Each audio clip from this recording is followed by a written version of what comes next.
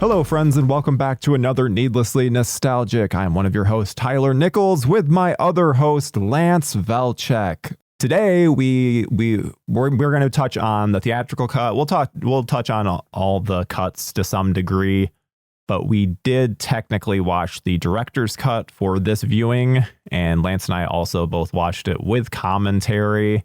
So we should have some interesting little tidbits for you guys, and yeah, even though there's going to be a ton of people that did not listen to our commentary episode, and we did go over it a bit in our first Evil Dead episode, but just kind of briefly go over your relationship with specifically Army of Darkness. I saw this in theaters in 1993. I must have been 7 or 8 years old. I'm not really sure the age. I remember being alone in the theater with my friend and his dad because it was for my friend's birthday. It changed my life. And then I went on thinking this was a single movie for probably until grade school, junior high. And then I learned about Evil Dead 2 and Evil Dead 1. So I've seen the series backwards. And around the time A Chins Could Kill, I wanted to rewatch this movie in theaters, and they were playing it in DeKalb, Illinois. Now, if anybody is from the Illinois area, you know that DeKalb is a college town, but it's also a fucking piece of shit town. And I did not have a car or a driver's license because I think I didn't start driving until 17 because I don't really care. So I convinced my buddy Brad drive me 2 hours to like Southern Illinois, just a shithole, to watch Army of Darkness with Bruce Campbell, get the book signed, and it cemented this as my favorite movie, top 5 for sure, and my favorite Evil Dead. I will always love this, man, and I'm excited to talk these cuts with you because I had quite nostalgic time with the commentaries, deleted scenes, everything, because this DVD came out in 2000, and I believe might have been my first commentary I ever heard. Yeah, I mean, Evil Dead and Evil Dead 2 were amongst my first, so I'm right there with you. But this was actually my first time experiencing the director's cut, and we are going to have a little bit of a I don't know, back and forth here because I did not like the director's cut. I should have also prefaced it with I love the theatrical cut so much. It is my favorite of the Evil Dead franchise, and one of the things that I really love about it is its pacing and energy, and the director's cut completely gets rid of the pacing that I love, and it just sterilizes the film in a way that I really wasn't expecting. It was genuinely, it was like watching a different version of the movie. It felt like a more serious version, less funny, less comedic, more just, I don't know, less bombastic version, which was very, I don't know, it was a very strange experience for me, because it's not like I hated it or anything, but it was very much of like this is not the experience that I know and love. It's funny. I actually had the opposite effect outside of 3 things. Really? Specifically. I probably haven't watched this. I mean, maybe so if it came out in 2000, let's say the last time I saw this was 2004. I'm just going to guess. It's how long? Because my go-to has always been the OG cut because, and I think we do agree in this part, that the S-part ending is so much better. And I understand why. Yes. Bruce Campbell, Sam Raimi, Rod Taper, Ivan Raimi. I understand why they like the original, but they also view Ash in a different light than I do. Because of that ending, I have just avoided this because it's like, well, it's not the ending. The ending is so fucking cool. It's like one of my favorite parts. And then watching this, outside of 3 things I would change, I like this cut better. I found Holy it shit. more heartwarming. I felt the character of Ash was explored more. There's just these little moments that I felt lingered more. And it's true, though. The pacing is completely different. It is almost a different movie, but I kind of liked hanging out a little bit more with these characters and these vibes. Real quick, there's a moment, and this is going to tie into like why I prefer it. When Arthur tells Ash, she's like, hey,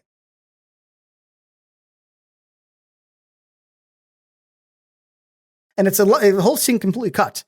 And then Ash, moments later, cowardly runs into a barn and then comes out with the Oldsmobile. And it's like that scene is very different in the theatrical cut, but like I just felt, oh, I like the acknowledgement of Ash being a coward and being better, and them hinting that he's going to be a little bitch and then being heroic. It's funny because after listening to the commentary with Sam Raimi, I mentioned in the theatrical cut that we watched together with Andrew, I remember Raimi like not liking Ash, and it's half the commentary is him hating essentially the theatrical cut and the director's cut about making Ash a hero, and he is way more heroic in the director's cut. Yeah, I liked it, man. I liked it a lot more. I kind of want to create my own edit now after watching both these versions. Yeah, put back in some of the stuff that, like, what's the, well, I mean, we'll get into it. So Army of Darkness, this is from 1993, not 1992, like IMDb says. Got to be careful with those IMDb dates. This is directed by Sam Raimi, written by Sam Raimi and Ivan Raimi, and it is starring Bruce Campbell, Beth Davids, Ian Abercrombie, Patricia Tallman, Ted Raimi, and Bill Moseley as Deadite Captain. And you get more dialogue from Bill Moseley in this. Yes, he does have more of an appearance, and yeah, there's a lot of stuff towards the end. But yeah, let's. So we for those. I would assume you're not joining us for the first time during Army of Darkness, but you never know. Maybe you're not into horror, and this is your comedic. I don't know, the one comedic one that you want to check out. For our franchise chats, we move through the film from beginning to end. That way, we can touch on all the different like subtle differences between entries. So, but obviously with this film, since we're comparing the director's cut with the theatrical, there will be just random things that we noticed, because like the whole intro feels very different from the intro in the director's cut and the intro in the theatrical cut. Just has a different vibe to it in every way. There is a deleted scene that is a different intro, and it's essentially a horror intro where they recap all of the second movie a little more thorough with some of the new footage added in. And it's such an odd pacing that now watching the director's cut, it just seems like a slightly longer way to get to the point. But I will concede that I think pacing wise, I really prefer the theatrical that kind of just gets a little more into it. Well, we should mention too that there are 117 differences between the R-rated theatrical cut and the director's cut that makes up 15 minutes and 19 seconds, which is pretty fucking insane. That there was such a massive difference between the two films, because usually with director's cuts, like an unrated version, anything like that, we're getting 2 to 3 minutes, but well, 80 minutes is crazy if you think about it. So basically the director's cut is an hour and a half, which is so normal. Like, we don't get 80-minute movies. You do when it's Dino De Laurentiis. Now it's so funny because it's like before knowing about, like, just having watched the film for the first time as a kid, because this was just like you. This was my first film in the franchise, and to hear even in the commentary, see like Sam and Bruce mention Dino, or like the demands of Dino.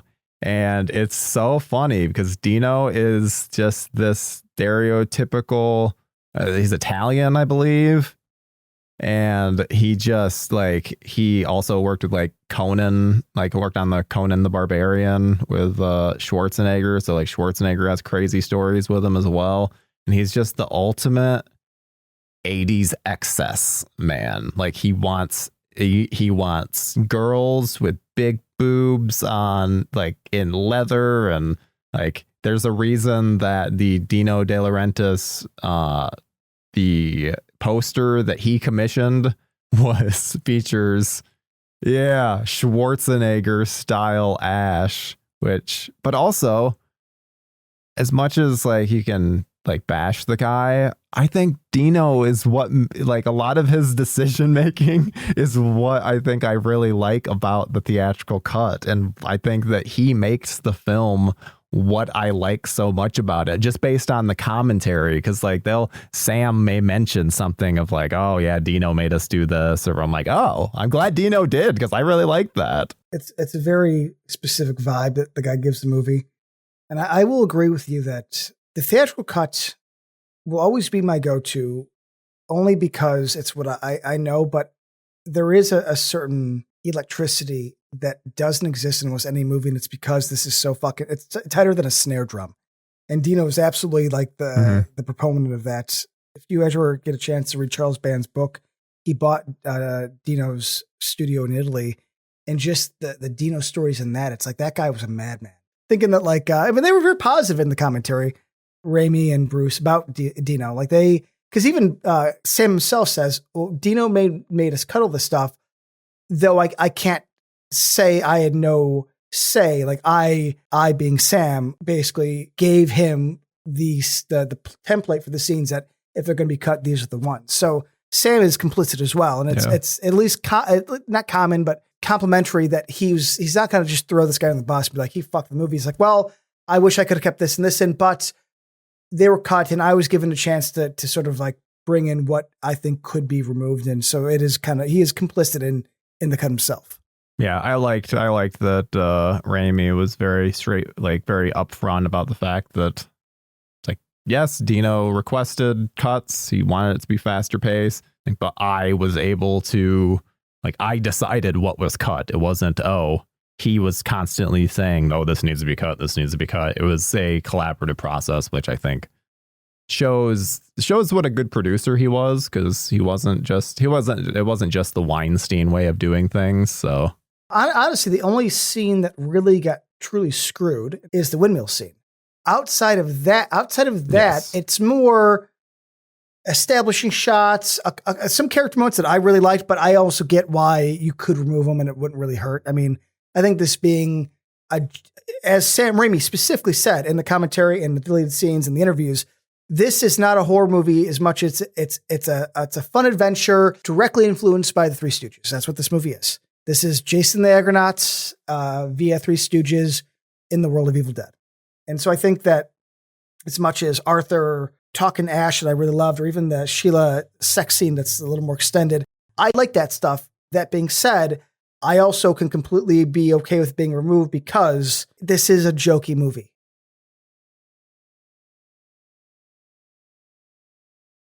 Well, even because technically the introduction scene is the same as like in theatrical versus directors. It's just the look is so different, and there'll be like, there's a shot of the knights walking towards the castle. It's scope. Like that.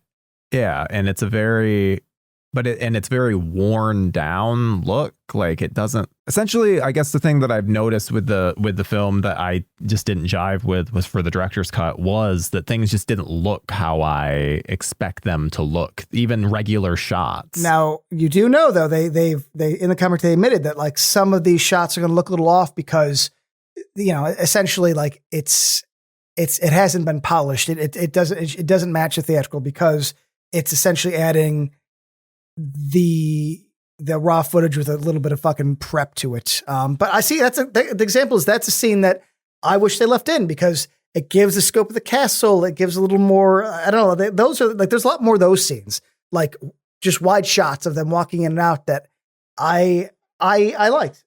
You could argue that pacing kills it, and I guess, but I don't know. This is not a slow movie. It's still fast as fuck, man. I feel like 90 minutes. Come on.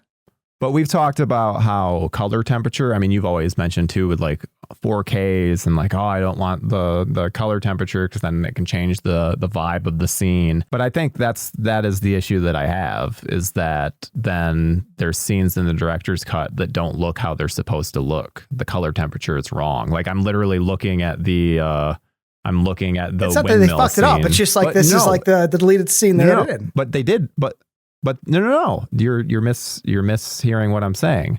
I'm saying regular shots that are in Army of Darkness, that are in the theatrical cut, that are in the director's cut, are not color timed the same.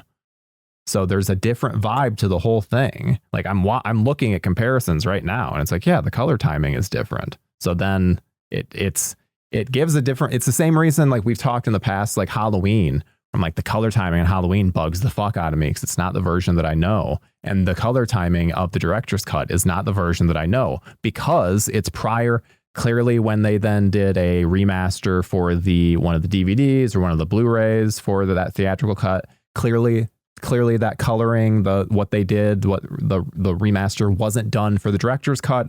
And so everything looks different. So then all these I noticed it very much in the opening, which is why I mentioned of like the opening feeling different, where just the color timing is different. It does like things don't look the same. So then I don't have the same feeling where I'm like washed over with like, oh yes, this moment. Oh, that moment. Like I'm not then taken in by it as much.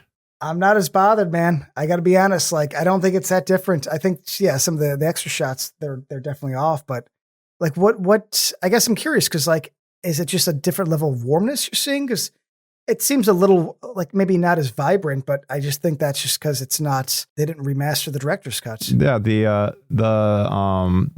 a blueness to the director's cut that I do not like. I am, trying to fair enough.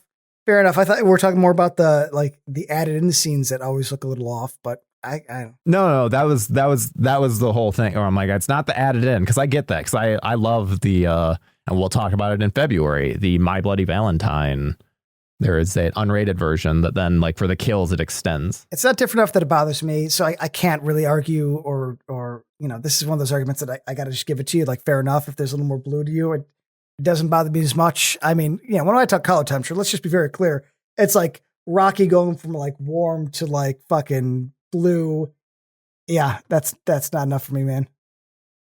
Yeah, that's close. That's close. It bugs me. But no, it's super blue. Like we've had this argument about other things. I don't see enough. I don't see enough. Army of Darkness.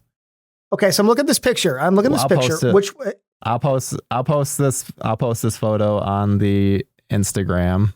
To me, it just looks more HD on the left than it does the right. It's more shadowed on the left for sure. The shadows are harsher. No, it's blue. I can barely, man. It's like, any of our listeners can look and see, because I'm seeing a big difference on my screen. No, dude, I don't see it. Maybe it's my monitor here, but regardless, that doesn't bother me. It's not so different. It's changing the mood.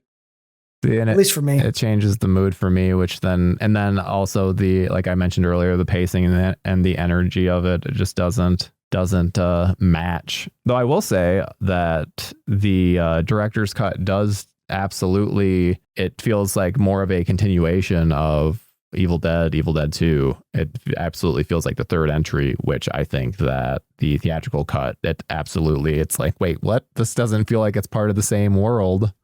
There is more horror, oddly enough. Yeah. Though it's funny because I actually wrote in my notes that I like that the horror is brought back. Like, for instance, when he shoots the evil Ash, and the line is worse than this. It's, and even in the commentary, Sam Raimi says, "Oh, I like the alternate version, which is good, bad. I'm the guy with the gun." Much better. But then when he brings him to the windmill, and in the theater cut, it's really quick. But in this, there's a lot more pulling the chains, a lot more just theatrics in terms of the windmill shadows, and it's a horror scene.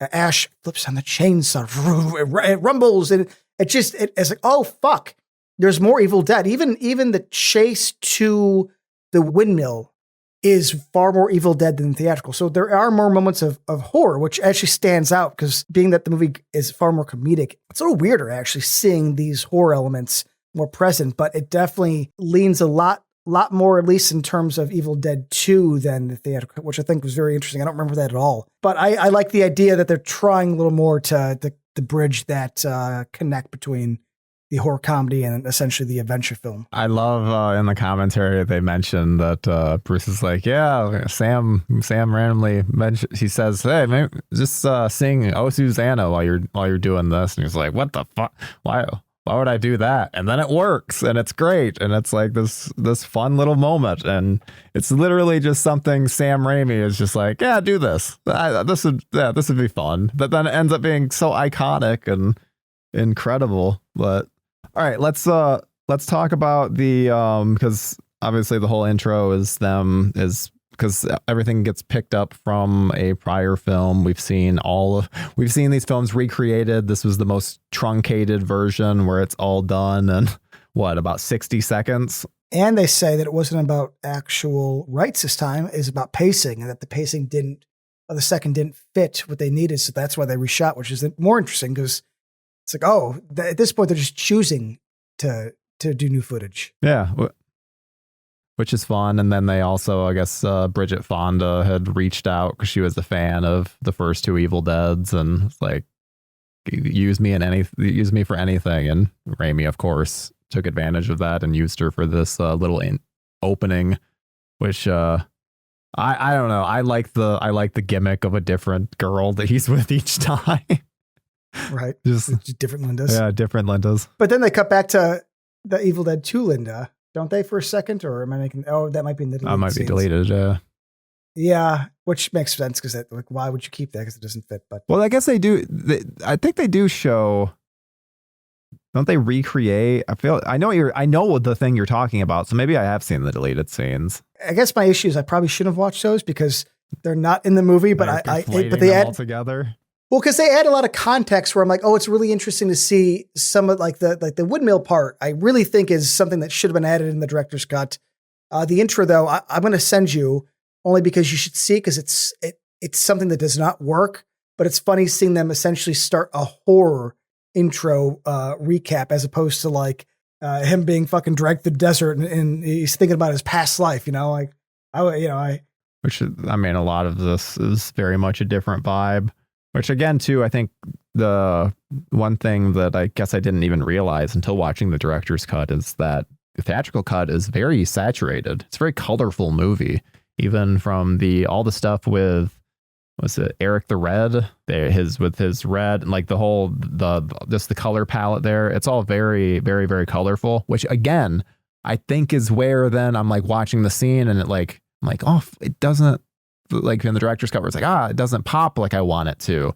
So again, it's like I liked things, but it just felt more dull than what I was used to. It's a good point. I don't think the director's cut was dull because they didn't like the colors. I just assume it was one of those, like, they didn't really do a lot of work. They added it back into like probably the negative and called it a day. Yeah. But you are right, because I have the theatrical running now, and there's a warmness that is just better. And that's fair. I mean, this is the version I've watched the most. So I love that essentially it was what's she called? The old hag. Is that the witch in the weird cave well that they have? Is that her name? The one that pops out with the hand? Yeah. Or are you talking about the gymnast? I'm talking about the actual hag that's in the hole that then spits up the torrent of blood. Yeah, the gymnast, the one that does like the flips and kicks from the crotch. Does she? Well, there's the one that the first one kicks the crotch, and there's one that comes out of the wall. I can't tell if the wall one is a girl or not, but yeah, the one that like does the flips like. Yeah, I guess I always just like conflate all of that as just like slapsticky. Never even thought, but yeah, she's the one that gets her hand cut off and then pops up shortly after. Not the old hag that tricks them up. She might be, the one that trips them up is Possessed Witch. Oh, you're talking about the monster. Yeah, the monster. Yeah, they did a great job with that, and like I just have always liked that concept of like, oh, there's a bunch of hostages are in line to get killed. Yeah, put them through the meat grinder. Well, I like that they have just a pit of monsters. That to me reminds me of this Canadian film called The Pit, where this little boy would feed people he didn't like to the monsters in the pit. And it's like, so I'm very pro hole in the ground with monsters. And I love the idea that Army of Darkness has a big set piece with monsters in the pit. And like you said, that the first time the Henry the Red guy goes in, we get, I don't know, fucking a geyser. Yeah, so much blood. So much. One, like, it's amazing too that it's such a strange setup in that, like, once you actually think of the fact that this weird contraption that it has in the hole that squeezes them, but it's like, well, you can easily go to either side of it. So what's really the point of this thing? But it's all just fun movie stuff. But then you also think of it and you're like, how much is the fact that this looks so good that they just like took chainmail from like the Xena set or the Hercules set and used it for this? Well, wait, this is 92. Was that around? I'd assumed it was. Was this prior? I'd have just always, 95. Okay, I was going to say, because my dad used to watch Hercules and Xena all the time. I just wasn't sure if it was before me or not. Yeah, 95 for both of them. So I guess it wouldn't have been. I just always assumed because there's that like connecting that like they have like that similar period look. They might have used these for Xena and Hercules. Yeah. There might be that sort of connection. Yeah. And like Henry the Red is a real fun character where it's like he doesn't have a whole lot of dialogue, but he still has so much personality and like he still stands out. Thank you, generous host. It is fucking great. It's great. I feel like he's also in something else. Him and Arthur lend a lot of credence to like the medieval aspect. Like I believe them to be of this era, and the woman who plays Sheila, actually, like, yeah, I think they even admitted in the commentary, like they really got a lot of good side actors to make this believable because everybody feels of the era, and I don't know anything of the era, but I believe it. I believe Arthur is of this time. Henry the Red feels like it. So does Sheila. So does Mr. Pitt's, I don't know his real name in the movie. Yeah. You know, and it's hilarious too, because I think we brought this up in the commentary. It's like the Sheila, like Sheila's from Lafayette, Indiana. It's like her accent. I remember that. She's from Lafayette. Yeah. Good for her her. accent is like his, because we're like, oh, her accent seems very like put on. It's like, oh yeah, because she's American. That's why it doesn't sound supernatural. I want Americans doing British accents. That's how it should be. And in the commentary, do you remember them saying specifically like, oh, we really liked her, but she'll never work with us again because she like immediately went on to do Schindler's List and did real movies. Mm-hmm. Yep. And she doesn't do conventions, and I've never heard, at least I didn't dig too deep, but there's nothing casual that she's ever said about Army of Darkness. No, she seems to be not into it. There was some interview from like 2012 where she talked about something on it. Cause I remember looking it up because just curious to see if she had ever spoken on the film. But yeah, she's still working to this day, so good on her. Yeah, you said she was in Old, right? With Shyamalan. Yep, she was the, spoiler alert, she was the older version of the daughter played by Thomasin McKenzie. And yeah, so she's still, she's doing stuff. Like she was on Ray Donovan. It's like good on her for keeping things going because she's good in this. Like her and Campbell have good chemistry. It doesn't feel creepy when it very easily could have. It's like the situation's kind of creepy in terms of how it's set up. Cause like Ash immediately like saves the day. And then he's got these women like fawning over him, bringing him fruit and shit. And like, so that everything about it could come across as like, ooh, this seems like he's taking advantage of this girl, but it worked. There's like a back and forth to it. Cause like she challenges him a bit. So it doesn't feel like she's being taken advantage of. They don't play her like a dumb girl or a damsel in distress. She seems very confident. She's like, hey, I messed up. You didn't kill my brother. And you're the savior. And in this version, there's actually a lot more scenes with them sort of like, the sex scene. And I think there's something later on, I believe, when he comes back, when she talks to him about like that she believes in him, that, he's like, that's pillow talk. There's more to that. So that I think they do in the director's cut specifically grow the relationship a lot more. Mm-hmm. I think it actually makes more sense that he's taken aback by her. Because in the theatrical cut, I just kind of took it as like he's goofy and doesn't care, but whatever. Yeah.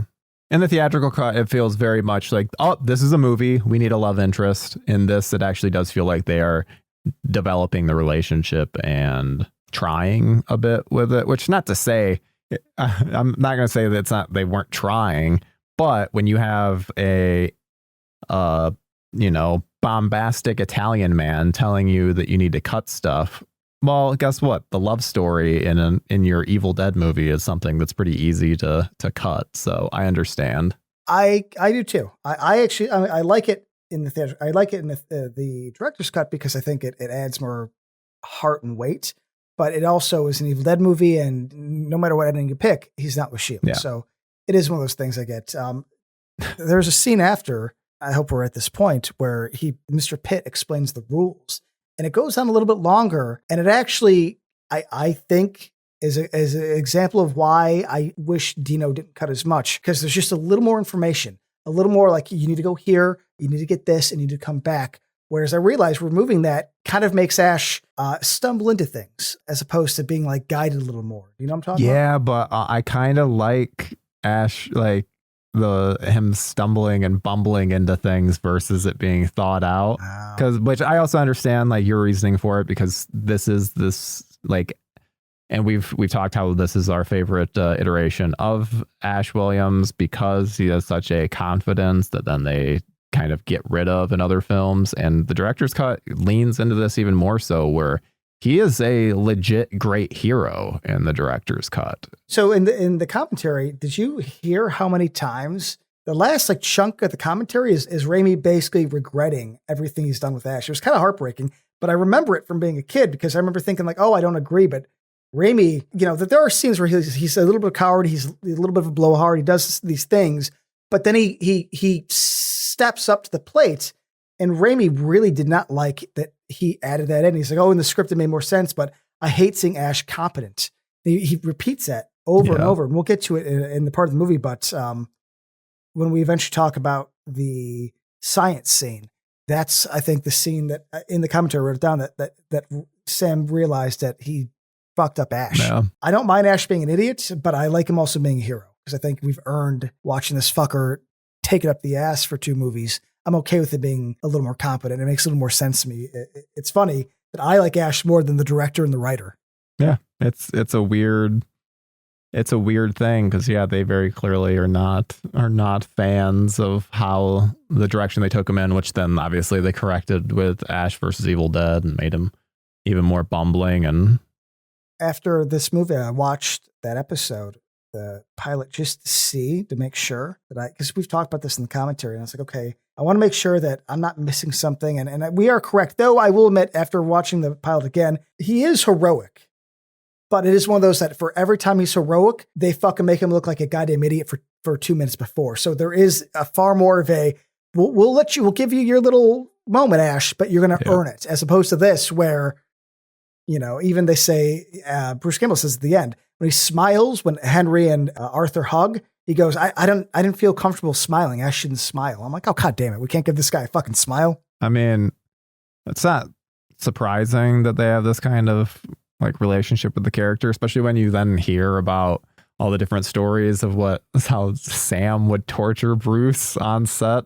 There's throw real potatoes. Yeah, there's that great moment where they're getting brought into the castle, and it's supposed to be fake rocks that were being thrown at him, that then Sam decided as a prank that he would use potatoes and chuck them at Bruce because he wanted it to be more realistic, is what he said. And which also, we didn't bring it up in the, or no, I think you may have brought it up with in Evil Dead 2, where Ash, when he's getting that shot of him, it's like the close up spinning. And he's getting pushed through the trees. It's literally Sam off camera smacking him with fucking tree branches. It's like, so this is a common theme with this. And like, they have the level of friendship that I aspire for, because it's like that's what you want with someone that that trust, where it's like you can chuck potatoes at them, and that they're like, it's all for the joke, it's all for the fun of the game, all for the love of the game. Another Sam Raimi movie. Kevin Costner, which is around the time that they were filming this commentary, because they mentioned he goes, you just did a movie with Costner. He goes, yeah, I love the game. So I looked it up. I was like, oh shit, dude, 1998 or 9. I was like, that's commentary. Yeah, very old. Well, and also too, we mentioned the commentary where it's like, this is such a strange commentary, because like Ivan Raimi comes in like over halfway through after just getting off of a shift at the hospital, and he says maybe like 3 sentences throughout the rest of the commentary. Barely talks. He just kind of makes like a couple and he of sounds similar enough to Sam that you're like, wait, was that Sam? Or it's like, oh wait, no, it was Ivan there. That nerdy voice, which is why I want to bring up real quick that, like, I don't know if you ever read Shins to Kill. Great fucking book. It's like Sam picked on Bruce, but Sam was like the short, dorky guy, and like Bruce was like, I'm not saying he's a jock, he was a theater kid, but it's like, how the fuck was Sam picking on Bruce just based off of body type alone? You know what I'm saying? It's like, come on, Bruce, like you're such a nice guy, you're letting this fucking little guy give you quite hell, the man. Personality, though. I mean, he had quite the presence. We've seen him die in so many different movies at this point, Mr. Sam Raimi. See, shows up in Intruder as well. And then obviously Body Bags, that classic moment. Got old Shin Bruce Campbell's getting fucking pushed around by little Sam Raimi. But again, that's friendship. And this commentary is old enough that they still had that energy. Like if we heard an Army of Darkness commentary now, no, it wouldn't be as. I don't think it'd be as fun. That was one of the things that I liked the most about it. Was like there was like just a fun energy to them discussing the film that I think that, I mean, yeah, you add in another 25 years of fan conventions and podcasts of telling these stories where you're just, yeah, they're fucking over it. They're like, hey, you want to talk to me about this thing that I'm doing now? It's sad, but at least it's documented. And that's what I like about a commentary like this. Or as we talked about during Evil Dead 2 with Greg Nicotero, it had a very similar vibe. I mean, I'm pretty sure they all were recorded not too long after each other. It had to be in the same couple of years. Because the vibe on Evil Dead 2 was the same here. I probably almost like this better, maybe because I like Army of Darkness better. There's a little moment where they're talking about how there's a scene in the graveyard where there's women were topless and the skeletons are dragging them. And it was just this joke between Ivan and Sam. And they're like, well, we didn't want these new women. Somebody else wanted them. We just felt like, oh my God, I guess if I have to direct topless women, I will. And it was just a little skit of them like basically pretending like they didn't love it while hinting that they loved it. And I was like, oh, that's a youthful conversation. You wouldn't have that now into all these marriages and just being in your 50s. Yep. You don't give a shit about tits. But yeah, maybe 40-year-old Sam Raimi was like a little more jokey about him. And I was like, oh man, I really like the vibe.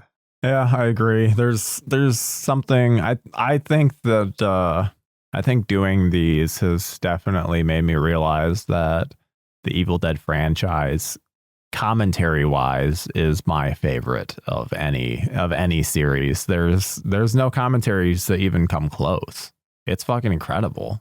Well, these were my first, so I think it ruined commentaries for me because I've listened to a lot and there's others I've liked for sure, but I do remember distinctly having a memory of like getting into commentaries at around 2000, I'm assuming, and kind of looking for this high that I never got again. I remember being kind of bored by some. Yeah. But it is something that, you know, if you find a good commentary, hold on to that tight because you're not getting that again. They don't do commentaries anymore. Like, there's movies that I'm pretty sure I've looked for commentaries where we've done episodes where I'm like, oh, dude, I'm so excited. I just got Long Legs on 4K and it has Osgood Perkins commentary. I'm like, oh, because you know that guy is just going to be going over in like just boring filmmaking details that I love. Like that's all I want. Yeah, it's like I would be disappointed if it was like, oh, Osgood Perkins and producer so-and-so. Be like, motherfucker, son of a bitch. It's going to break the flow. He's well-spoken, and I've seen a lot of interviews. So like, that's there's not many one-person commentary tracks that I would be super pumped for, but that's one where I'm like, oh yeah, because he's going to have a bunch of interesting knowledge. And it's like, part of me wishes that it was him and Micah, I think, or him and Nick Cage would be probably even better, but never going to get that. The fact they're getting a commentary is impressive just because they don't exist. Again, it's something that I took for granted back when I was in high school and we don't have it. In fact, you get Blu-rays now, even of old movies, and they don't have the commentary track. I've actually learned to stop giving away my DVDs because of this specific thing.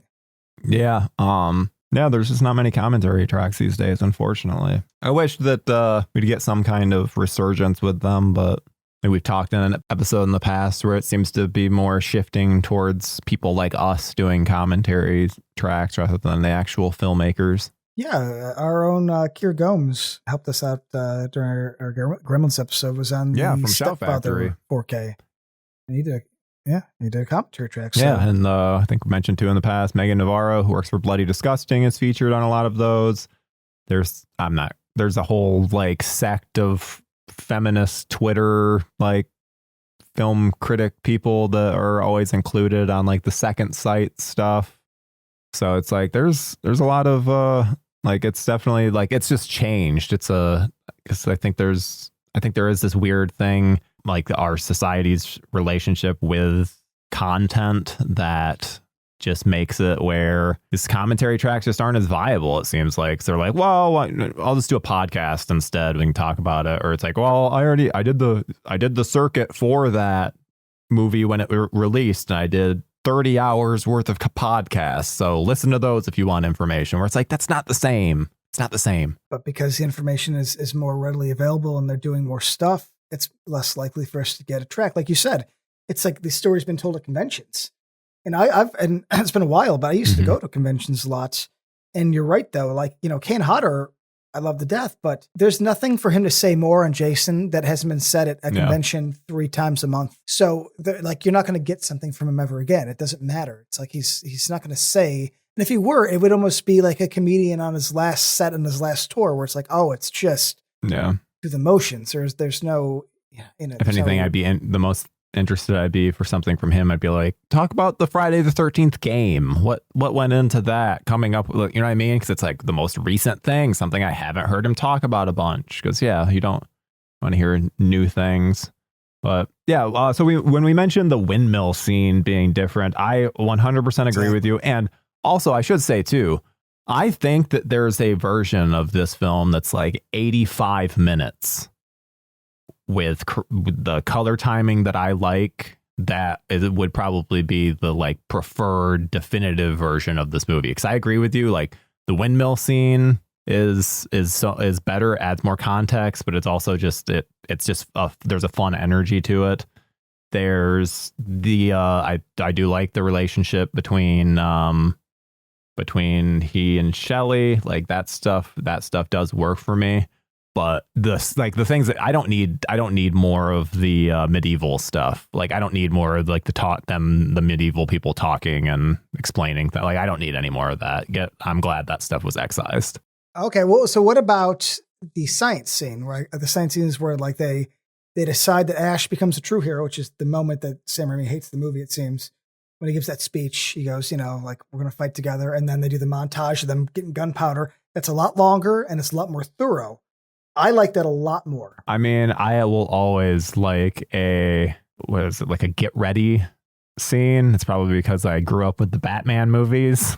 That always, that's like it, and it like it works well with Raimi's style because it's the zoom ins, which I get such a kick out of. Because for a long time I used to attribute that to like a Edgar Wright kind of thing, and then I realized I'm like, oh, he might have gotten that from Raimi. Oh, he absolutely did. There's an interview where he says like The Evil Dead is like the most influential film to him. It's like the zappings, and the whole thing. It's like so many the zoom ins, which then like it then ends with the ultimate zoom in, which is like when he does the wrist, like he has the new hand groovy. As much as Building the Chainsaw Part 2 is amazing, I love the hand bit more because I just think it's better. And I think it's better because Sam Raimi is a better director. There's more money. It's just I understand if people disagree because there was more of an amateur sort of like. Because there's a believability to the chainsaw. There's no believability with the hand, but that's fun. But I like this. It's like, Sheila's like, she's sewing the blanket. There's something about this. It's just so epic to me. But then when they go later and they do the training and the science and the car building, like that's fucking far better in this version, man. Like I know it's probably only an extra like 15, 20 seconds, but I really think it just drives home more that like Ash is fucking taking charge. And again, probably why Raimi hates it. Yeah, I mean the one thing that I think is, and this shows how much like one shot can make a difference, and this has always stood out to me. It's the shot of the hand and it's opened, and then it has the pliers reach in and it moves, which then like closes the hand and it does like the zoom in. That one shot then show, like, we don't have to go into the logistics of how that fucking hand works. That one shot does everything for us. It's like, yeah, when you think about it further, we're like, well, wait, how are you is he gonna do that every time? Or it's like, no, it's just showing how it works, and so then we get the mechanics, and yeah, it's like, yeah, when you think of it further, then it's like, well, yeah, you don't have anything that can like indicate like you know what I mean, opening a hand, and it's the same reason why we have the mechanism. Yeah, it's 2024. We're still having issues with bionic hands and shit. So, but it's fun. That one shot essentially gets rid of the need for an explanation, for some dumb like science-y explanation, which then would like kind of make it even more silly and unbelievable. But instead, it's like, nope, it's a visual that then just gets the point across, that then still helps like establish and keeps this world grounded. Ivan and Sam were smart in terms of things are silly, but they really do their best to establish the whys. Same with, okay, it's a double barrel shotgun. That's 2 bullets. And so every time off screen, after there's a shot, you hear a, which means that that's Ash. I was going to say Sam Ash, Mr. Bruce Campbell, reloads at a level of a super professional gunshot. So it's like, okay, does it make sense? Technically it does. Now, college kid or like post-college kid with his girlfriend in dorm be that good at shooting that he could load that fast? No, but I don't give a shit because you added the sound effect. Good enough. Yep. Yeah, I agree. It's like that's all you need, because I think about that same thing with like if someone had a revolver. It's like all I need to hear is something off screen, just like that moment. It sounds like a reload. That's all. You don't need to actually show. Like, because I get it. I understand there's stuff you got to band-aid together. You may have excised a scene that then changes the whole like structure of what happens, which I mean we'll get into in a bit. The battle scene was totally restructured, so it's like that's a very much a common element in this film, where it's not just stuff was cut up, things were actually moved around. It shows too that adding in like there's a smart way to add in lore, and it's when it goes unnoticed. We brought up this movie a few times, Alien Romulus. They added another step of the alien life cycle, and the cocoon, right? Yeah, which totally works. I have not seen anyone bitch about that as like adding some additional thing, because when you add something that then just adds to the lore, adds to the world building, which that windmill scene does, because it's like, wait a minute, what's this weird duplication thing that's going on? Like, wait, the thing can make little versions of you, and then it gets ramped up further with the eye, and then he splits off, where it's like, whoa, this thing has the ability to reproduce and create an evil version of you, which also we don't really see again in the series, which is probably a thing. It's kind of why this is the redheaded stepchild of the franchise a bit, because they introduce, that don't really get brought back. Though, doesn't Ash versus Evil Dead do the little guy thing? Don't they bring that back for something? I mean, they bring back the little doll in they bring the doll in the first episode. I don't know. Actually, they might. It's been a while. I mean, they go back to the cabin at the end of season 1 and season 2. I just thought that they did something. Yeah, I thought they did something with little. I don't want to say little people, because that gives a different connotation. Yeah, 12-inch tall people. I haven't seen it since it aired, which we should eventually get to the series, even if we just do a truncated thing of it. Because after doing this, I'm like, I'm very curious, because it's like, what do they keep? What do they not keep? Because I remember it live, but God, that aired so long ago. Yeah, which thankfully I have it in the Evil Dead Groovy collection, which has that full series in it. Except for Army of Darkness. Yeah, except Army of Darkness. Yeah. Well, I mean, now it doesn't have I meant the whole TV series. No, because it does not. It also does not have Evil Dead 2013 or Evil Dead Rise, so it's really not definitive. Or Evil Dead Burn, or Evil Dead Plow, Evil Dead, whatever the fuck other. Just fucking using names. Dude, that's as soon as I saw that the next one is Evil Dead Burn, I was like, oh, so that's the title. That's the title scheme we're doing now. Evil Dead blank. Stupid title. I really hope they change it. It's awful.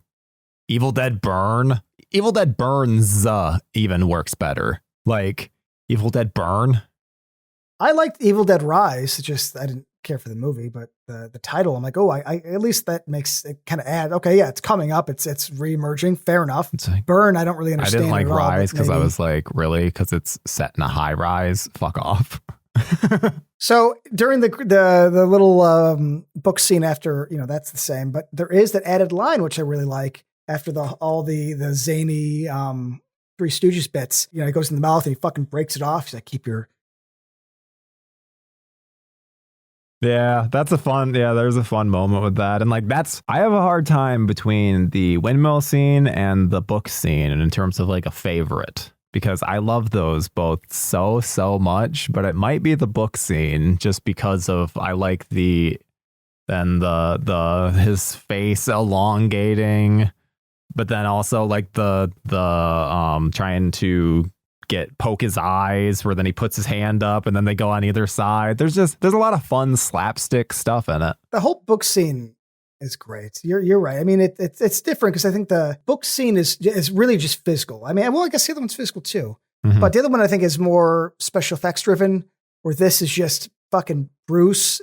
Like you have to just own this, because there's this reactions. I think I mentioned in the commentary, but after the book bites him, he gives it this, like he points to it. He goes, "I'm coming back. Like I'm going to finish this, but we're not done. We're not fucking done." Like he was so bitter about it. And I was like, that's such a little moment that I always am like, oh, that's just amazing. I just got my ass kicked by a book. I'd be bitter. Yeah. And even though it's done as kind of a gag, this does establish that we have multiple books of the dead, which is what they used for Evil Dead Rise.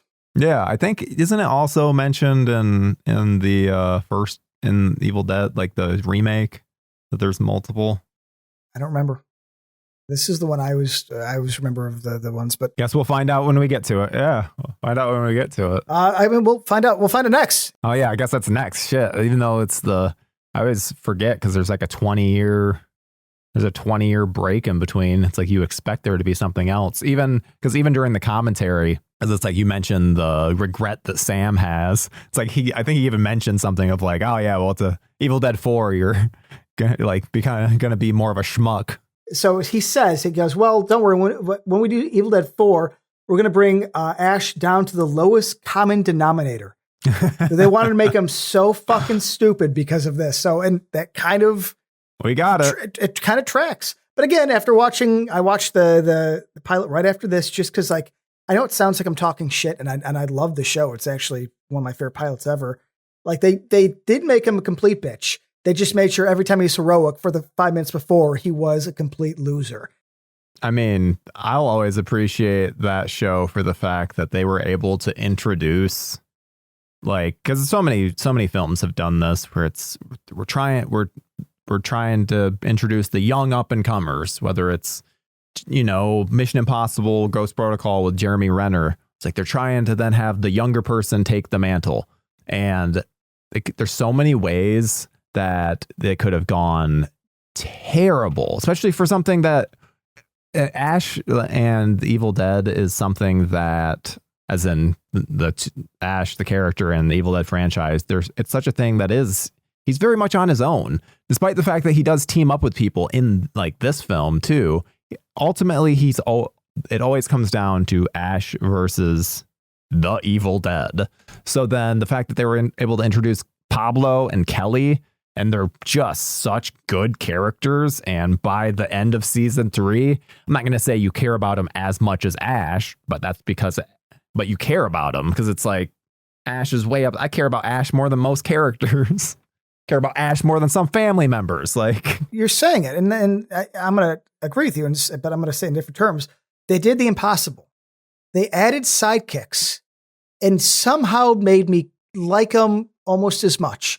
Never once did I was I annoyed or was like, oh, Jesus Christ. Okay. I didn't have to tolerate them. Them trying and succeeding is not something that should be followed. It should be something that you should be warned against, be scared, because they did something that can't be done. It'll never be done again. I don't know if it was luck. I think a lot had to do with just the chemistry of Kelly and Pablo, and that they as competent as they were, they never sort of made Ash the bitch. I think that's something that would happen now. They did something that could not be done. And I feel like we should really just admit how fucking rare it is. Yeah.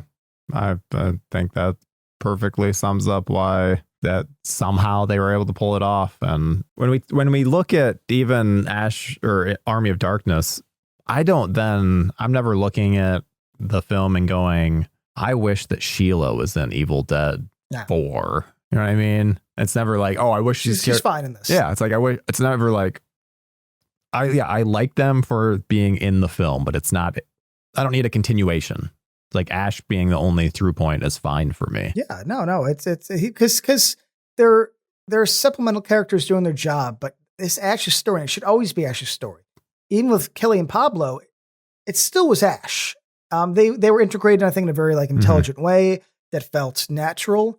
But I still feel like Ash was the focal point, and that's really, it's not passing the baton, it's not passing the torch. Don't do that. Make sure that you keep the character I love going in a way that feels authentic. Yeah, and should mention too the Klaatu Verata Niktu, absolute classic line,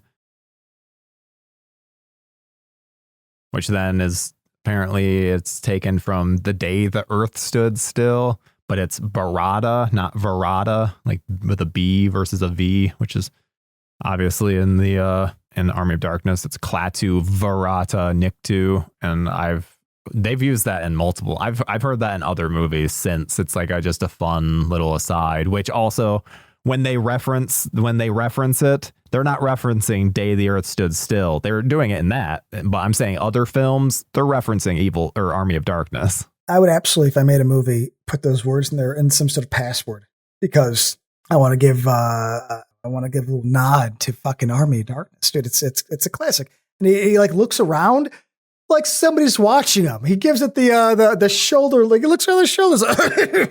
Dude, little bit of an aside, but so I'm playing this game, Star Wars Outlaws. It's like you get to play as like a female Han Solo. That because there's obviously alien language on Star Wars, and there's like these random times where the character will like it's a thing of frustration, and she says, "Dag Ferk." Dag Ferk is the kid that plays Michael Myers in Halloween. And all I could think is there someone that works on this that is friends with him or just knows the name and is like, this would be a fun little thing to do. Cause it's again, every time I hear it, I'm like, they're saying Dag Ferk. Like, what the fuck? So that kind of stuff where it's like, yeah, but it's always fun to then hear something in something else that then, yeah, that's why hearing Klaatu Verata Niktu is always an absolute pleasure. We like seeing, well, also just because as we're getting older, we realize the references that we would be into are probably fewer and far between. So it's like, I every time I'd hear something even remotely familiar, I'm like, oh, thank God we're still around. Somebody still knows good stuff, because the nostalgia now is so far past what I grew up on. I mean, people are like nostalgia for like 2010. I'm like, what? Dude, trust me, I made that joke in my Black Christmas video of like, so grateful to have another modern movie to add to my Christmas rotation. Have you chime in? You're like, it's 20 years ago. It's like, what? 20 years. Yeah. It's because now it's 19 years at this point. Because yeah, we're in 2025. Where it's like, what the fuck? 20? Like what? Excuse me? I think in 1999 is new. So yeah, we're all screwed. Yeah, everything. If it's anything like Spider-Man and after, I'm like, oh yeah, that's modern. Like that's new. It's like, oh fuck, 23 years at this point. Fuck. Because then you look back and that means that movie in like the 90s would be, I don't know, like late 60s. I'm like, oh shit. Okay, yeah, we're that far behind. Like liking movies from 1985 means I would have been liking movies from like 1962. I'm like, oh shit. Yeah, those are the kind of things you're like, just, yeah, it's hard. It's a hard pill to swallow. It's probably why there's so many films that are not available on streaming services. Because they're like, well, why would we put this 80s and 90s shit up when we can put up all this modern stuff that people care about? I saw a meme that had this person sitting in a field next to like the Twin Towers. I don't know if it's like edited, but it said, the world you grew up in is already gone. And I'm like, oh. It's like, absolutely, dude. The world that I grew up in. Yeah, I mean, it's sadly that is the case where people like you just can't get people to give a shit about older stuff. Which again, like there's a bit of a pacing issue with when it comes to a lot of stuff.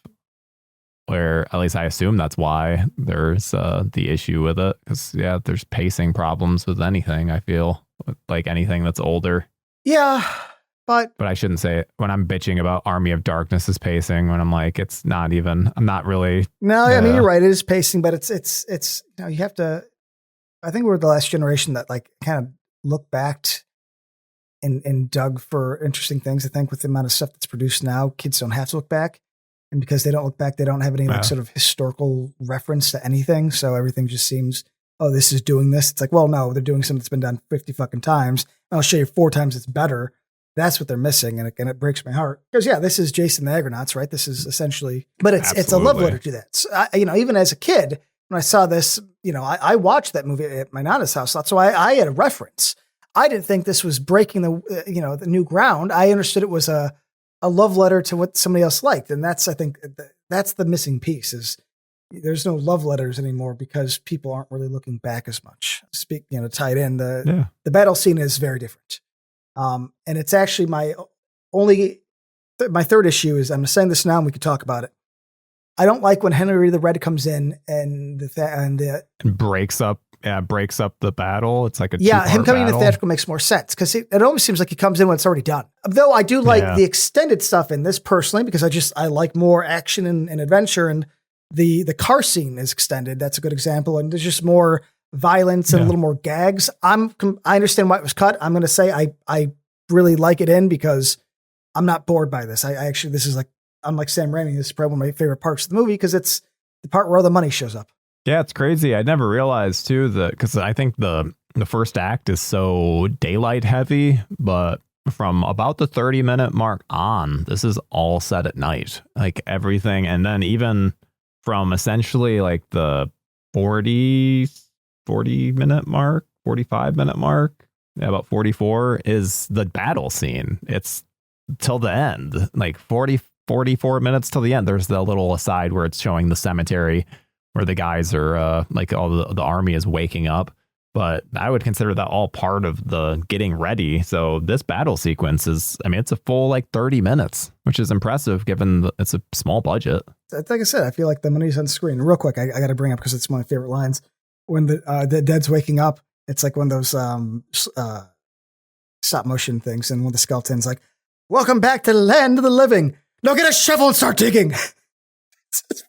It's just, I know, like these are things that I love about this movie, that these small little fucking moments, man, and Army of Darkness is just full of them. But the battle scene, I've always liked. I mean, like I said, I get why it's cut down.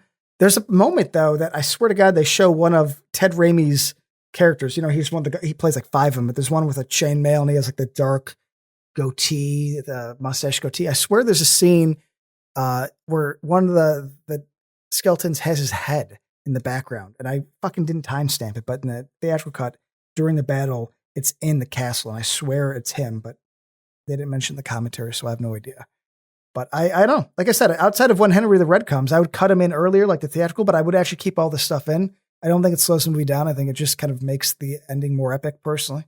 Yeah, I mean, I don't have I have issues with the like Eric the Red coming in, mostly because he comes in at a weird spot. It's like it like truncates the battle with like Ash and Evil Ash, because it happens like right in the middle of that, which then it's essentially like we see all the like stuff with Eric the Red, and that's like, oh, cut back to this, where then it's like, well, wait a minute, what?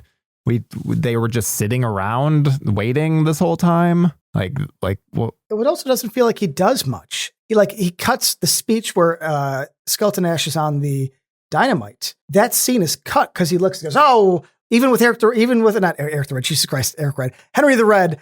I see his speech is about that. It's like, well, you're already a skeleton. You're already on the fucking that's going to kill you. Like now's not the time to have more soldiers come in. It's like, we're about to kill the main bad guy. It just seems, one of those things where, maybe in the script it made more sense, but at this point it's like, we're already done. Yeah, it definitely doesn't it just feels disconnected and doesn't work. But one thing I absolutely love about this whole final scene is the mixture of the different guys. Like there's some people who are in like rubber suits. There's some that's stop motion. Some it's like there's puppetry. I love the mixture of all of it, which like there's the great shots where it's like combining them all as one. And like, that's what makes it so interesting and unique, because they're physically there. And if they aren't physically there, then they have to be accounted for in such a technical way that they may as well be there, because it's like the timing of it you have to hit your mark here because this thing will be passing here. because I know that that's a big issue that Bruce had during the battle The stair one sequences. specifically, right? He kept fucking up, Because Sam's an asshole and went to the stunt people and was like, I want this to be as complicated as possible.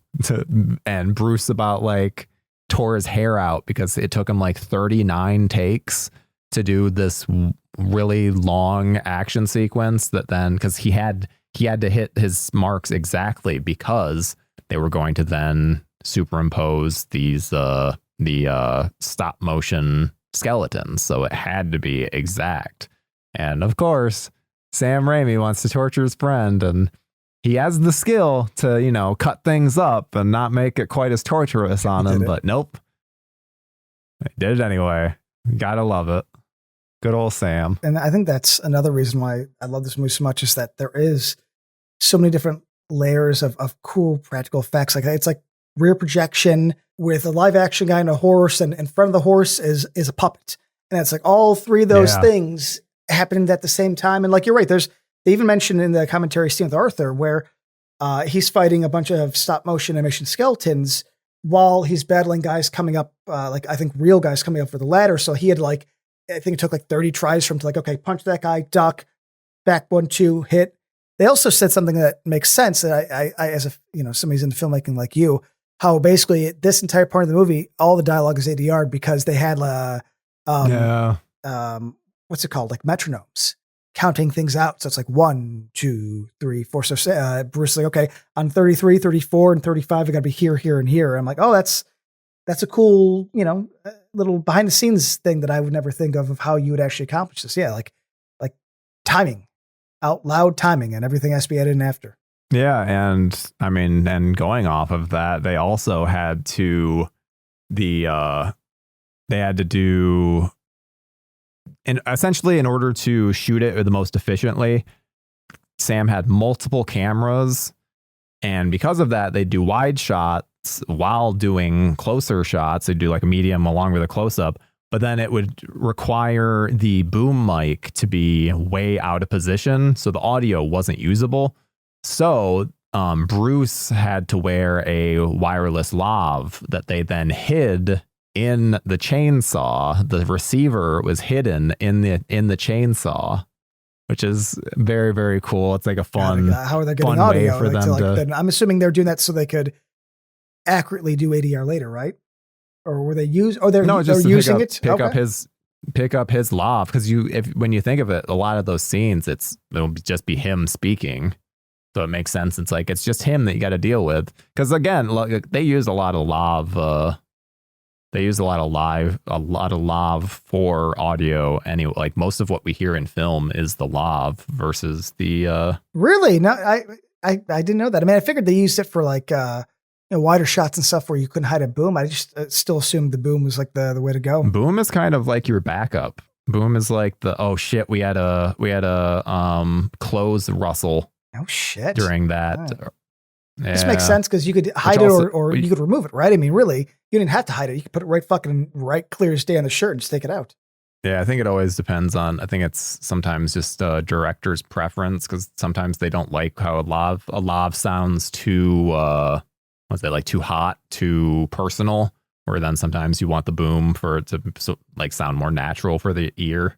Yeah, bunch of crazy stuff back when that's why I had to get out of doing production, because that's a nightmare. It's the same thing. I can't watch a movie, see it set in see any scene in a grocery store without thinking all of the terrible logistics that went into it, because grocery stores are awful to film in because of all of the fridges.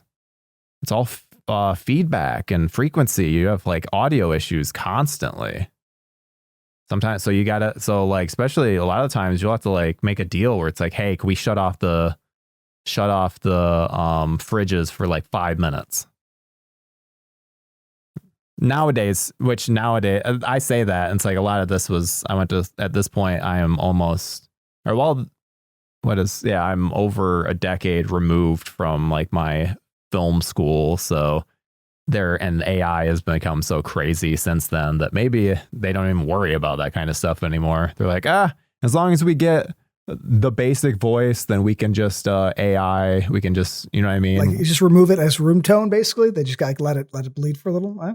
Yeah, which because they do that a lot. I mean, they do a bunch of recreation, which we'll talk off air about some of the fun Seven AI stuff that they did, because I was quite impressed with some of that.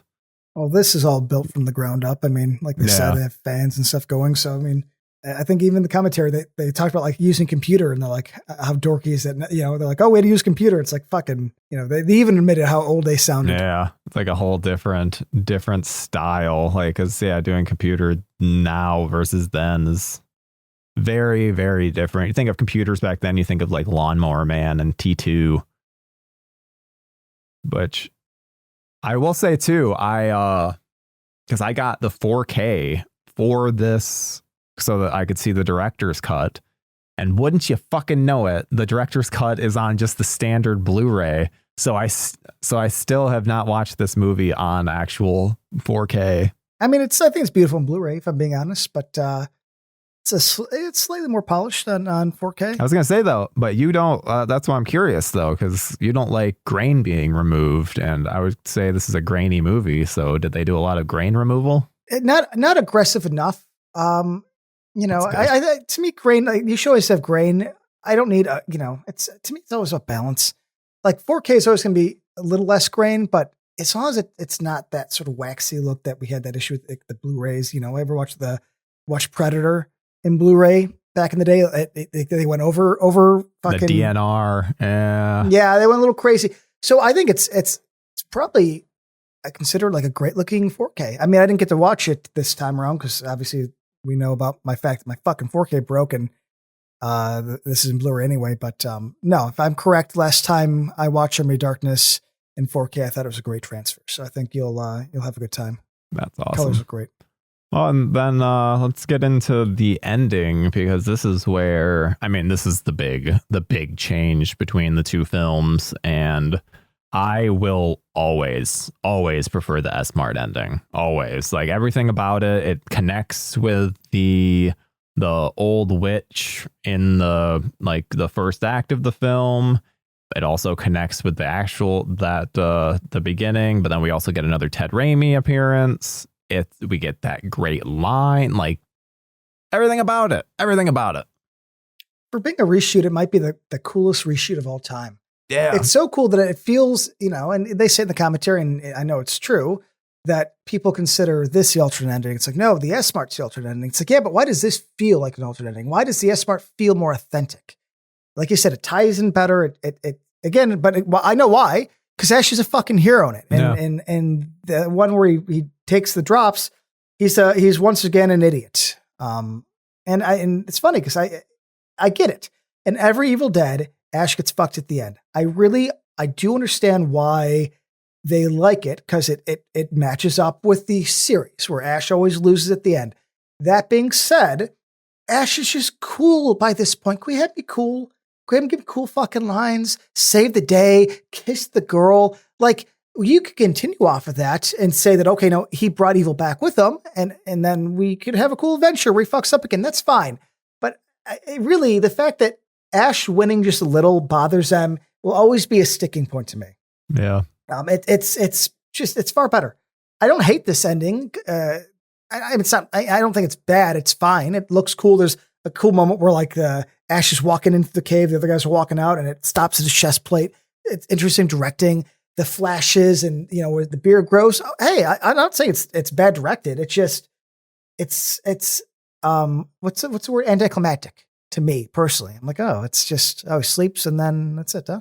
I think one thing that I really like about the S-Mart ending is I love that he just went through this heroic battle in medieval times, saved the day, and now he's stocking shelves in S-Mart he still has his cuts and scars, and like it's still very recent. So and telling the story like it's a casual story, like it's just it's like he went to fucking Miami for the weekend. He has that sort of tone, and that's what I like. He's like, Sure, I could stay in the past, Could have lied.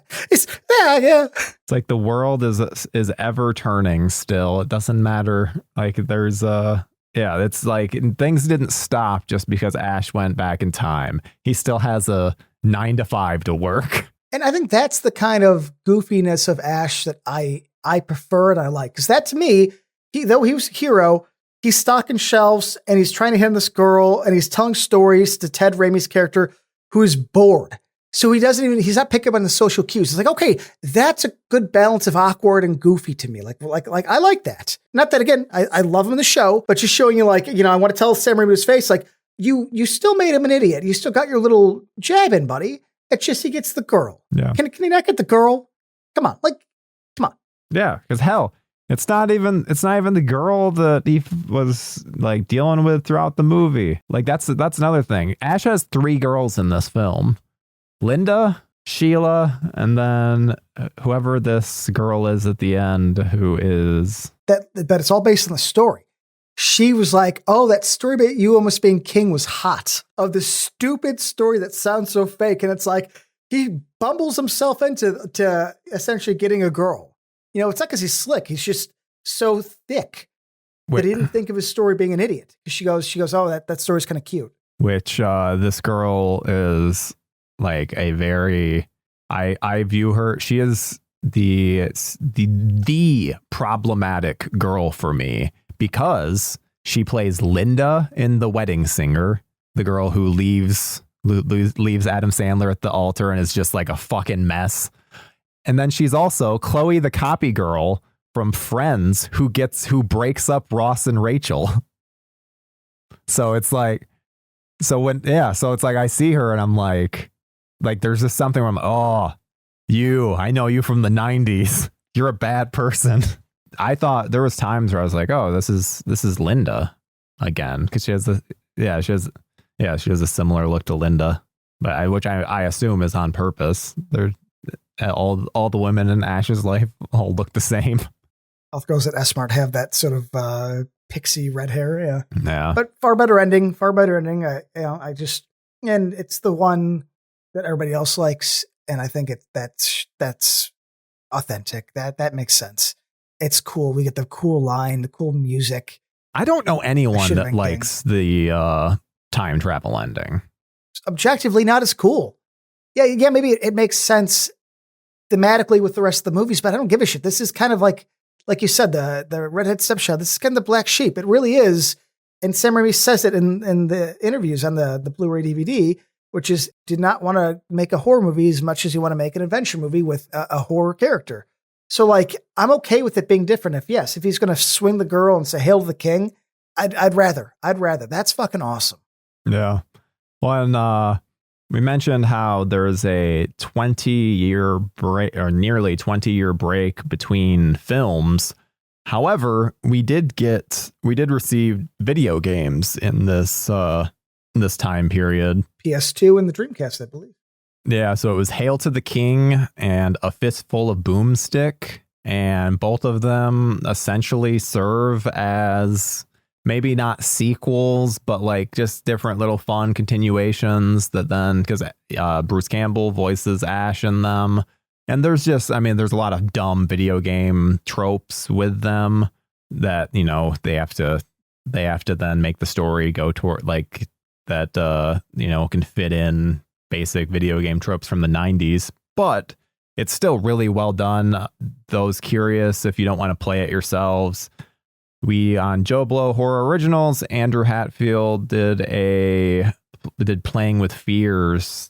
This is the old video game series on horror video games, and he did it for both Hail to the King and A Fistful of Boomstick. So like moves through the story and you get to see some of the gameplay elements. So it's a good way to see if you would be interested in those games.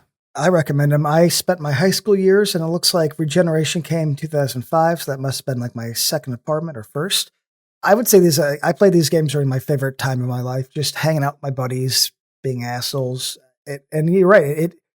It's a it's not a direct continuation, but it is. The movies all happened, and this Ash seems to be more influenced, at least in the Fistful of Boomstick and Regeneration, more on the Army of Darkness Ash. because obviously that was the last iteration. Yeah, it seems to. I'm looking at it, they seem to be referred to as like alternate timeline. So I think any I'm okay like a with video like that makes sense. I don't want then a video game to then be like canon with, you know what I mean? Because then it makes Except Ghostbusters 3. The Ghostbuster yeah. game, I consider that is our only Ghostbusters 3. But besides that, you're right though, because when you do with the media, it's like, don't make me fucking play something. What if I'm not into it? What if I'm not into this type of style? And all of a sudden the story continues. Yeah, fuck that. I don't like that. I really don't. If it's a movie, it has continuing movies. Obviously the show changes that, which I'm fine with. But normally outside of that, I don't like the mediums being changed. Yeah, there is actually a 2-hour and 11-minute version of Ghostbusters, the video game remastered on YouTube. That's just all the cutscenes. And so if you're curious to see what a real Ghostbusters 3 would look like, that gives you a good idea. Though I will say one of the primary elements of the games and what makes the game so fun are the little interactions, insults while you're actually playing the game, because you're playing alongside the Ghostbusters and they interact and say things. And guess what? It's the full voice cast, including Bill Murray. So it's impressive. Like they do a fucking awesome job with it. Is it Bill Murray? Now that I said that, No, I'm it is. like, It's all of them. It's all of them. Okay. I thought so, but then I was like, wait a minute. I thought so, but there's times where we say stuff on the show and then I'm like, fuck, I really hope that was true. So then it's like, no, it's all of them back, which is why it's to me that we had number 3 in the game form, and I'm okay with that. Everybody's alive, everybody came back, everybody was happy. It's written by all story people. Too. I remember the story. It like brings in elements from with Vigo and exactly. You get to play some old scenes, but it felt authentic too, because like the ghosts were and it's a great game. I mean, I'm hoping people have played it that listen to us because you're fans of that stuff. But if you haven't, it's amazing. It really is a fucking fun game. Yeah. Well, I feel like we've pretty much done Army of Darkness. What would you rate this film, Lance? I mean, probably 10 out of 4, but it's a 4-star film. It'll always be my favorite. I'll hold this in a special place near and dear to my heart, dude. Yeah, I'm right there with you. 4 out of 4, 10 out of 4, 11. Like it's my favorite. Was the first entry that I ever saw, and just is an incredible time. It is one of best one-liners, and I think too it is. I think I'll watch the director's cut again in the future with a different mindset. I think that what I get out of Army of Darkness is the fun, and it almost feels like it's a comfort movie for me. So getting rid of that element, it was a little tough pill to swallow. Yeah. So I think another viewing, when I then have that in mind, because it's not like I disliked it, but it got rid of the stuff that makes it Army of Darkness for me. So wasn't quite as appealing to me, but I will definitely try it out again, though. The ending, I just can't. I liked it a lot more this time for almost a similar reason of probably why you didn't, or I shouldn't say why you didn't. Like, you're right, it's a comfort movie, but because I love this movie so much, having more, just more scenes, more Ash, more Sheila, like I just immediately was drawn to it. That being said, I would have to make my own version because I'm fucking removing that stupid, boring ending, because you have to have Ash lean over what's her face and say "Hail to the King" as in Danny Elfman did the main theme. Danny Elfman, yeah. So when that kicks in, there's something new. There's something about that I consider perfect. Which we didn't bring that up during, so I want to bring it up now. Apparently, Danny Elfman did like the main theme that then they put throughout the film, but then the other guy did the majority of the actual score, which is something I was not aware of. Joseph LaDuca. Yes, because we talked about in the theatrical, like a lot of the music in this movie is amazing, and it's DeLuca's music. I mean, the main theme is they mention in the commentary of like it's him, like it's LaDuca. I keep wanting to say DeLuca because DeLuca is the normal version of that, but he's actually the composer on the Chucky TV series. So looks like He's still staying around. Wait, is it DeLuca or Luca? LaDuca. LaDuca. Okay. That's why, and I know it's because Michael LaDuca is somebody, but no, this is Joseph. Isn't DeLuca is a guy that works for New Line? That he's the head of it now, or head of. I'm mixing stuff up like a fool. Amateur mistake today, huh? There's so much shit like that. It's hard to keep track of stuff. We're expected to be experts on everything. It's tough. Fantastic movie. I'm glad I got to speak about it again. This is one of those that every time I get to do it, I'm going to self-promote myself. I did a little video on Jublo Horror Originals that I'm very proud of for the 30th anniversary, where I just talk about why Army Darkness is great. So help a brother out and give it a watch. Definitely make sure you check that out. It's an awesome video. And thank you guys so much for listening. If you want even more of us talking about Army of Darkness, then you can check out our commentary on the theatrical cut with Andrew Hatfield. That is on our Patreon. And then we also had a fun monthly roundup that released earlier this month, because all of our monthly roundups release on Patreon the first of the month. And that one we talked about The First Smile, Black Christmas 2019, Y2K, Indiana Jones game, terrible Hallmark Christmas movies, and The Last Showgirl. God, I remember recording that, but it feels like it was forever ago, and it really wasn't. But yeah, then also we released a special bonus episode on New Year's Eve. It was our best of 2024. We went over our favorite films of 2024, which was very, very, very fun time. I think you are going to be shocked at some of Lance's choices if you have not checked it out yet. And yeah, it's a very fun time. Make sure to check that out. And we will see you guys in the next episode as we cover the Evil Dead remake. Thank you guys for listening, and we will see you then. Goodbye.